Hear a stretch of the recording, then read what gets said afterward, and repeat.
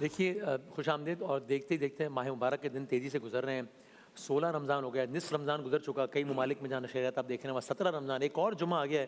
اب اگلا جمعہ پاکستان میں 23 رمضان کو ہوگا، اور پھر اگر 30واں روزہ ہوا تو ہوگا جمعہ، ورنہ اگلا جمعہ لاسٹ بھی ہو سکتا ہے اگر 30واں روزہ نہ ہوا تو۔ روز جمعہ، شب جمعہ کی بہت ساری باتوں میں درود پاک کے حوالے سے بھی ہم بہت سنتے ہیں، اور یہی ہمارا آج کا اس مختصر لیکن جامع نشست کا موضوع بھی ہے۔ ڈاکٹر داؤدانی صاحب آپ آغاز بسم فرمائیے۔ اللہ الرحمن الرحیم۔ اتنی جامع بات آپ نے ارشاد فرمائی، اور واقعاً قرآن مجید میں سورہ احزاب کی نمائندہ ترین آیت جو درود سے متعلق ہے، کہ جس میں پروردگار عالم یہ ارشاد فرماتا ہے کہ ان اللہ و ملائکتہ یصلون علی النبی یا ایھا الذین آمنوا صلوا علیہ وسلموا تسلیما، کہ یقیناً اللہ اور اس کے ملائکہ، اللہ کی طرف سے درود ہے، ملائکہ یہ تحفہ لے کر آ رہے ہیں، اور پھر اس کے بعد پروردگار عالم تمام صاحبان ایمان کو مخاطب کر کے یہ ارشاد فرماتا ہے کہ یا ایھا الذین آمنوا صلوا علیہ وسلموا تسلیما، کہ تم بھی درود و سلام رسول پر بھیجا کرو، اور پیغمبر اکرم نے بھی اس کا طریقہ کار بھی تعلیم فرمایا۔ اور یہ درود بر محمد و آل محمد اتنا امپورٹنٹ معاملہ بن جاتا ہے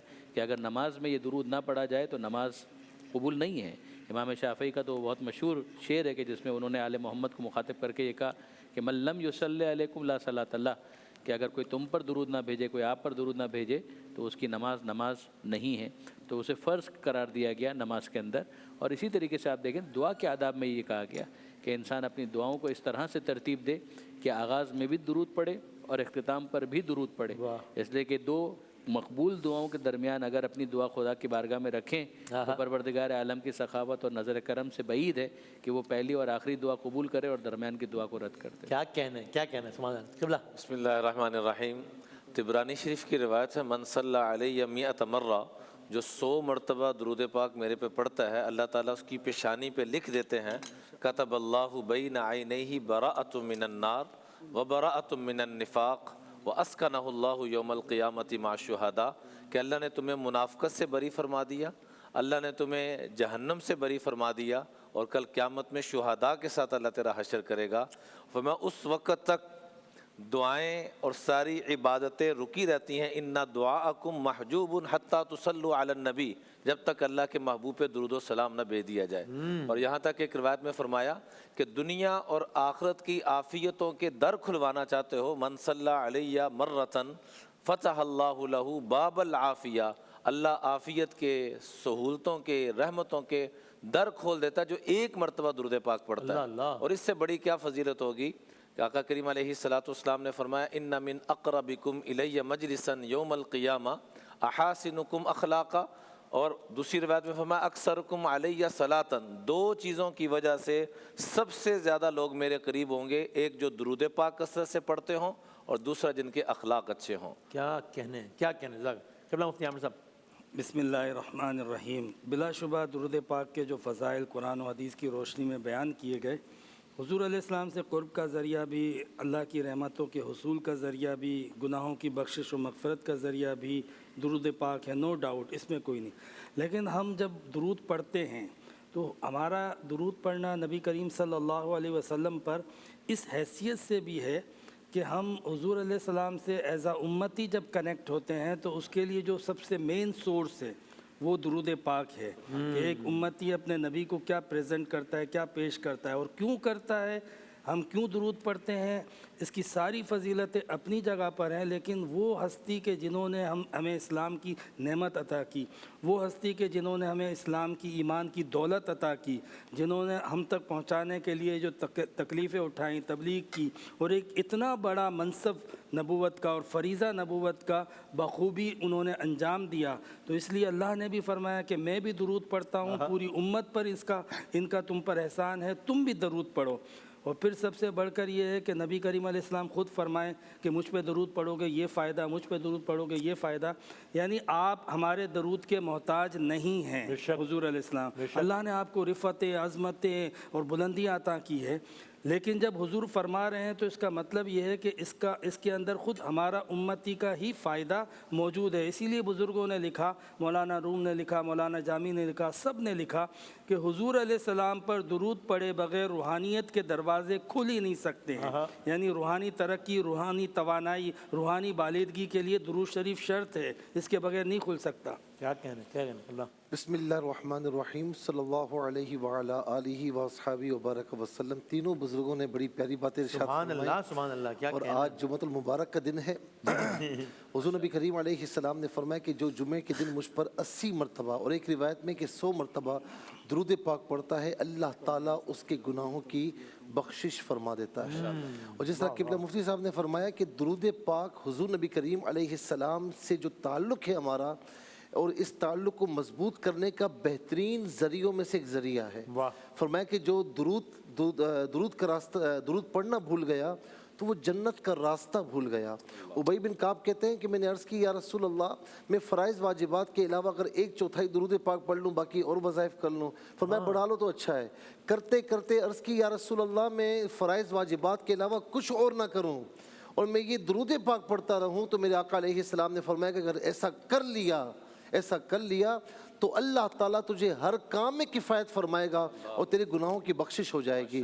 اور یہاں پر ایک دعا یہ بھی ہے کہ جبرائیل علیہ السلام نے دعا کی تھی کہ اس کی ناک خاک آلود ہو کہ جس کے پاس آپ کا ذکر ہو اور وہ درود پاک نہ پڑھے. تو یہاں پر یاد رکھیں کہ حضور نبی کریم علیہ السلام پر زندگی میں 1 مرتبہ درود پاک پڑھنا فرض ہے اور جب بھی آپ کا ذکر ہو تو واجب ہے اور ویسے پڑھتے رہنا درجات میں بلندی ہے کہ آقا علیہ السلام نے فرمایا کہ تم مجھ پر درود پاک پڑھو روز قیامت تمہارے درود پاک پڑھنے کی وجہ سے میں تمہیں پہچانوں گا تمہاری شفاعت کروں گا تمہارے لیے یہ نور ہوگا دنیا میں بھی نور ہوگا اور آخرت میں روز قیامت جب ہمیں اشد ضرورت ہوگی تو اس وقت بھی نور ہوگا. تو میں سمجھتا ہوں کہ درود پاک ایک ایسا عمل ہے دعا ایک طرف ہے باقی عبادتیں ایک طرف ہیں. یہ عبادت ایسی ہے کہ جو کبھی رد نہیں ہوتی. جب امتی کہتا ہے بندہ کہتا ہے اللہم صلی علی محمد اے اللہ محمد صلی اللہ علیہ وسلم پر درود بھیج ایسے کیسے ہو سکتا ہے کہ وہ درود نہ بھیجے تو یہ عبادت بالضرور بالیقین قبول ہوتی ہے. ایک آخری 30 سیکنڈ بتا دیں وظائف کا پورا سیگمنٹ کرتے ہیں تو لوگ یہ کریں وہ کریں. کیا یہ کہنا ٹھیک ہے کہ یہ تو وہ عمل ہے یا وظیفہ ہے جو بھی کہہ لیں جو کبھی بھی کسی بھی وقت آپ بس پڑھتے چلے you can not go wrong with this. یہ اس میں اشتباہ نہیں ہوتا. جب جی چاہے جتنا جس وقت جی چاہے آپ درود پاک پڑھیں لیکن اتنا ضرور ہے کہ ادب و احترام کے ساتھ. ہاں بالکل آپ کے ہر کام کے لیے کافی ہو جائے گا یہ انشاءاللہ. جزاک اللہ. وسیم بھائی گھر میں داخل ہوتے وقت درود پاک اور کل اللہ پڑھ کے جو داخل ہوتا ہے اور ساتھ سلام کر لے درود پاک اور کل اللہ اس گھر میں کبھی فقر و فاقہ اور قرضہ نہیں آئے گا. کیا کہنا. بہت شکریہ بہت نوازش تمام علماء کرام کا بہت شکریہ. ایک اور جمعۃ المبارک کا آغاز الحمدللہ. ایک چھوٹا سا وقفہ اور پھر محمد علی سروتی صاحب اذان فجر دیں گے انشاءاللہ.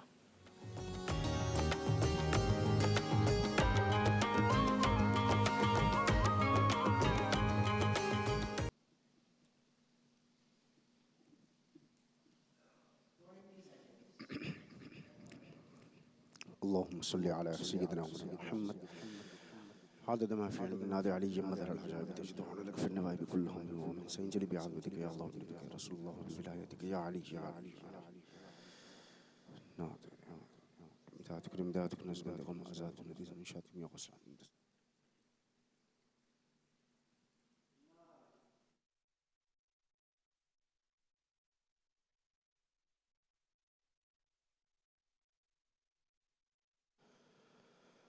الله أكبر الله أكبر الله أكبر الله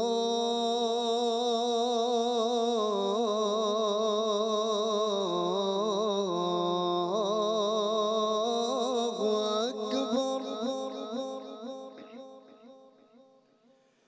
أشهد أن لا إله إلا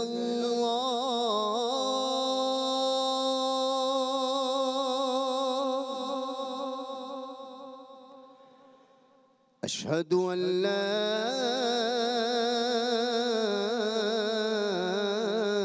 إله إلا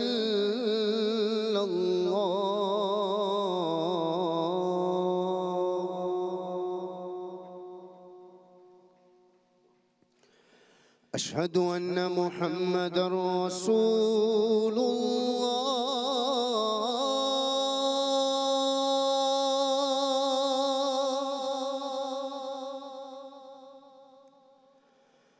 أشهد أشهد أن محمد رسول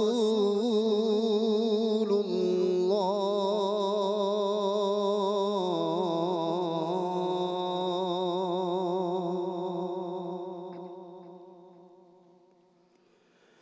حي على الصلاة.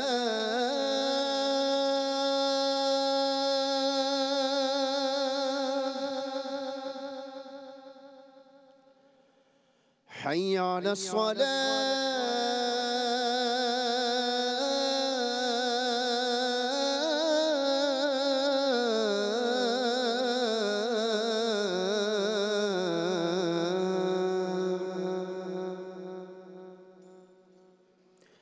حي على الفلاح.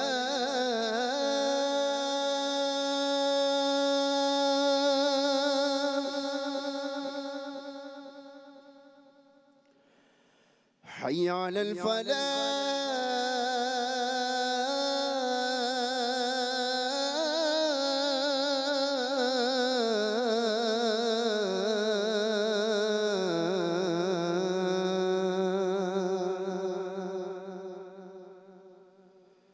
الصلاة خير من النوم.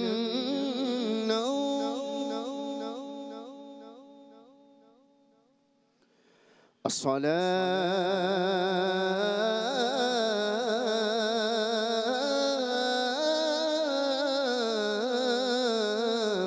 خير من النوم.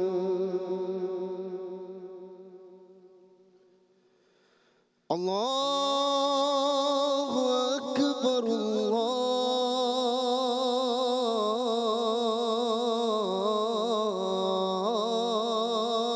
الله أكبر. لا إله إلا الله.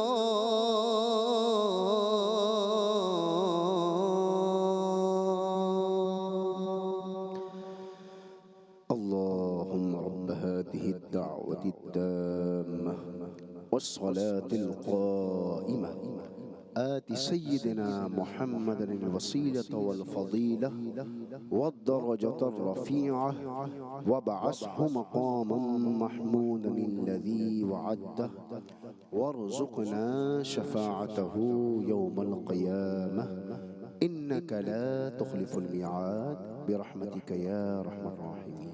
شکریہ، جزاک اللہ، بہت مہربانی جناب محمد علی سرورتی صاحب. اذان فجر دینے کی سعادت حاصل کر رہے تھے. ہم اہلیان پاکستان آج 16 روزے میں داخل ہو گئے الحمدللہ. نصف رمضان ہم گزار چکے، آج 16ویں روزے میں داخل ہو گئے. دنیا کے کئی ممالک میں 16 روزے گزر چکے ہیں، وہاں 17ویں روزے کا آغاز 17 روزے کا آغاز یا ہو چکا ہے یا ہونے والا ہے کچھ گھنٹوں میں. ماہ مبارک کی گھڑیاں تیزی سے گزر رہی ہیں. اب دیکھیے دوسرا عشرہ بھی نصف گزر گیا ہے. اللہ تعالیٰ اللہ کرے کہ اس ماہ مبارک کے اختتام سے پہلے اگر ہماری زندگیاں لکھی ہیں اس ماہ مبارک کے اختتام تک، ظاہر انسان کو تو اگلے پل کا نہیں پتہ، تو اس ماہ مبارک کے اختتام سے پہلے اللہ تعالیٰ میں آپ ہم سب اپنے آپ کو بخشوا پائیں انشاءاللہ، اور اس عالم میں روز محشر اللہ تعالیٰ کے حضور پیش ہو کہ جب ہمارا معاملہ خدا نخواستہ اصحاب النار میں نہ ہو بلکہ اصحاب الجنہ میں ہو انشاءاللہ. آپ سب لوگوں سے گزارش ہے کہ دعاؤں میں ہم سب کو یاد رکھیں، اور جب دعاؤں میں یاد رکھیں تو کسی بھی دعا سے بڑھ کر دنیا کی کوئی بھی دعا ظاہر ہے اس دعا کا مقابلہ نہیں کر سکتی کہ اللہم اجرنا من النار، جو کہ ظاہر دنیا کی کوئی بھی مصیبت ہے، سختی ہوتی ہے، ہم بشر ہیں، پریشان ہو جاتے ہیں، سب ہوتا ہے، لیکن بہرحال اس کا دورانیہ 1 گھنٹہ، 1 ہفتہ، 1 مہینہ، 1 سال، 10 سال یا 100 سال ہو سکتا ہے، لیکن اس جہاں کی مشکلات اللہ نہ کرے کروڑ سالوں کی ہے. تو بس آپ سب سے گزارش ہے کہ ہمیں اور ہماری پوری ٹیم کے لیے آپ بھی ضرور دعا کیجیے گا کہ اللہ تعالیٰ، چونکہ روزہ جمعہ بھی ہے تو میں خاص آپ سے گزارش کر رہا ہوں کہ اللہ تعالیٰ ہم سب کے معاملات آخرت کے بخیر رکھے انشاءاللہ. جتنے بھی ہمارے دوست جس بھی طریقے سے اس نشریات میں ہمارے ساتھ شامل ہیں، اللہ تعالیٰ سب کے ساتھ انشاءاللہ اور سب کی فیملی کے ساتھ آخرت میں بہت خیر کا معاملہ فرمائے انشاءاللہ. بشرط صحت، سلامتی، زندگی. اب سے کچھ گھنٹوں بعد یعنی دوپہر 2 بجے آپ سے ہوگی ملاقات انشاءاللہ. ایک بار پھر رمضان مبارک، جمعہ مبارک. 2 بجے ملتے ہیں.